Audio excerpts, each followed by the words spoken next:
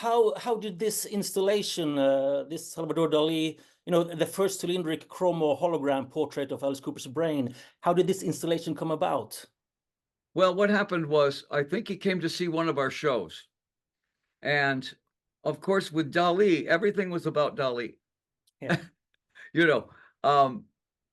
And so when he saw the show, he saw crutches.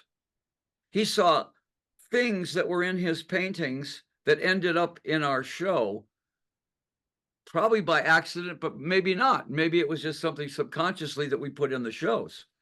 And of course, he looked at that and went, Dali influence. It's the Dali influence. And our shows, we never explained what was supposed to happen in the show. Anything could happen. So the show itself was surrealistic. And so when he saw the show, when he decided to do this moving hologram, I was sort of the perfect character for that, because he related to me as a surrealist.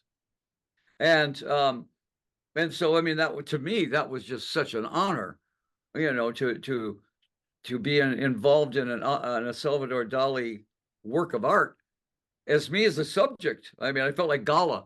She was in every painting. Yeah. Well, Dali did this Alice Cooper brain with the chocolate eclair and the ants, and then of course he did this hologram cylinder. But did you understand the art in this? I understood what he was doing. Yeah, I mean, when you get to a point, you understand his sense of humor. He had a really good sense of humor in things he was doing, and then at the same time, it's totally unexplainable. Yeah, and he could sit and explain it all day, and it wouldn't make any sense, because I think the freedom of surrealism is not having to make sense.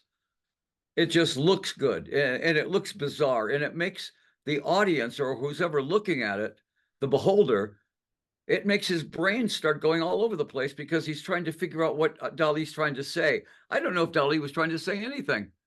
Yeah. Do you own the brain, the artwork? Nobody can find it.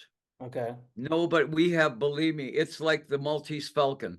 I mean, it's like I've had people all over the place looking for the brain. It may have been burned up in the fire at Legat, St. Legat, in where he died from in the fire. He died from a smoke inhalation, I think. And I think it could have been there, because we've looked everywhere for the brain. Okay. And well, in my opinion, it was you and Dennis who actually created the whole Alice Cooper thing, the image. And in the documentary that you did 10 years ago, Dennis talks of feeling, hurt when he was excluded from a Dali event. Have you talked to Dennis about this later on? Yeah, I did. And it was partly my fault, but it was also Dali's people only wanted Shep and myself involved. Okay. They didn't want a lot of people involved. They wanted us, just us.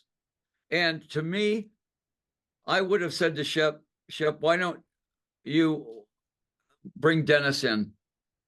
Because Dennis and I, he's my oldest friend. Yeah. I could not include him into it, because it wasn't my call to include him in. You know what I mean? That was unfortunate, and I really did feel bad about that.